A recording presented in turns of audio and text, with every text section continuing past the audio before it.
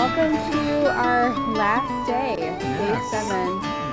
It feels like we've been here for only a short time, but it's our last day. Yeah, and it's our last day of tours. We are doing an all-day tour again. We are in Kilkenny right now, which is this beautiful medieval city. The castle and some medieval walls, all of that good stuff.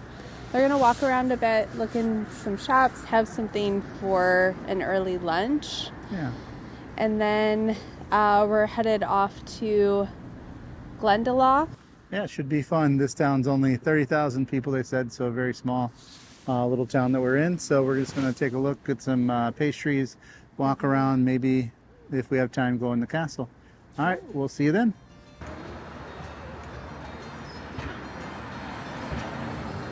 We started with the walking tour led by our guide for the day. Kilkenny was once the de facto capital of medieval Ireland and remains one of the country's best preserved medieval cities. It's known for its narrow streets, including the Butterslip. Butterslip is a narrow medieval laneway linking High Street to St. Canice's Cathedral. Dating back to around the 13th century, its name comes from the days when butter and dairy goods were carried through the passage from the market area to the cathedral precinct. It was taxed, traded, even used as a form of rent, which explains why a lane devoted to moving dairy products would be important enough to be named.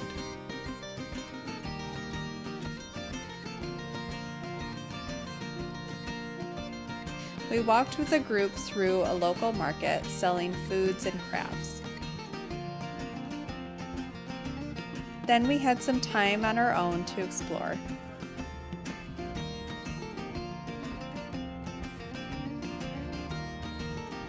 We started by grabbing some pastries from Iran Bakery to have later in the day. We got an apple Danish, a brownie, and some lemon coconut bread. They were all really good.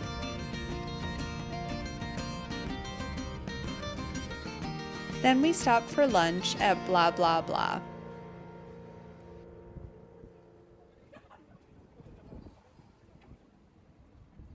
Thomas got the Christmas chicken sandwich with cranberry, stuffing, and lettuce. And I got the chicken toastie with cheddar, onion, and tomato. Both were very good, and location and service were so lovely. We stopped by the castle before heading back to the bus to go on our next stop, Glendalough. Glendalough is a monastic city founded in the 6th century. It was established by St. Kevin and became one of Ireland's most important early Christian sites. St. Kevin was said to be so devoted to prayer that a blackbird nested in his hand, a symbol still associated with Glendalough. The valley was repeatedly raided by Vikings, but the monastery endured. Churches, stone crosses, and grave slabs remain visible, some over 1,400 years old. Glendalough was both a spiritual center and a place of learning, attracting pilgrims from across Europe. So we made it to Glendalough. This is amazing. We're doing the walk around the lake. We saw the tower. It's been really fun, so I can't wait to experience the rest of this walk. Glendalough gets its name from the Irish Glendalough, meaning Valley of Two Lakes. The two lakes were formed by glaciers during the last ice age and were framed by steep, wooded valleys. We took the trail to the lower lake, which is closest to the monastic ruins.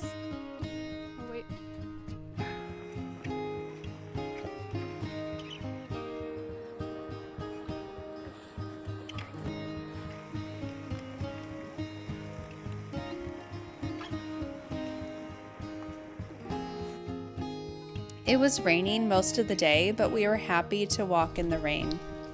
It was so relaxing walking through the woods, listening to the rain hit the leaves of the trees. We would have happily spent all day on these trails. If you're planning on visiting Glendalough, give yourself at least half a day to explore, take lots of pictures, and just soak up the quiet serenity.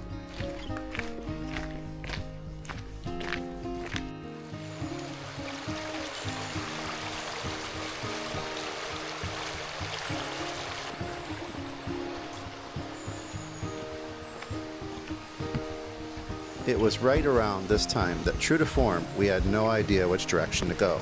We picked left, walked fast, hoped for the best, and made it back to the front. Then it was time for the last stop of the day, a local sheep farm. Own the sheep farm here among the Wicklow Mountains. We usually do the introduction below, but you can see these points more clearly that I'm talking about. So this is a working farm. I have just over 200 breeding yolks of mature females here. I'd also carry through the winter each year 50 young female lambs that are born here each spring as replacement flocks. The busiest time of year at this farm would be from the 20th of March to the 20th of April. That's the main lambing season. A little bit about my background. I'm the 4th generation sheep farming here. My great grandfather, you're going to have to believe me in this one, was born right over in that valley there that we cannot see. That valley is called Cullentra, and the valley south of Glendalough, which we were last. The green area land, the far side of the river, we can partly see that.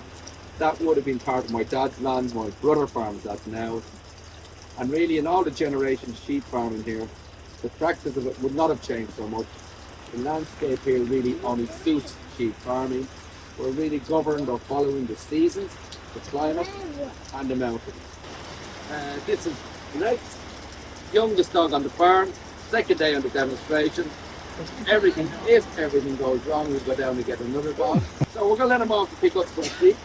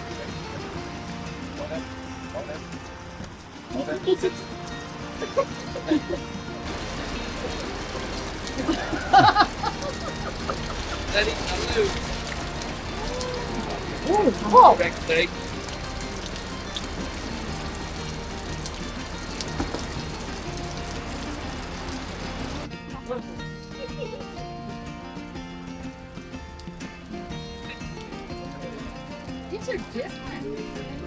Yeah, exactly. Right.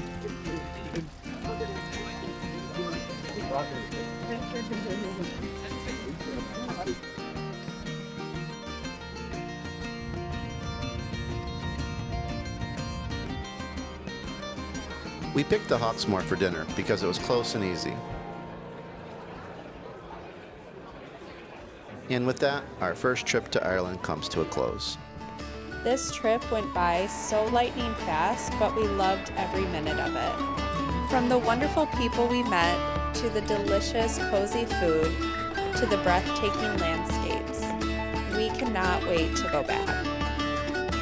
Check out our playlist if you'd like to see any of the other days of the trip. And subscribe below to see what we're up to next. Thanks so much for watching.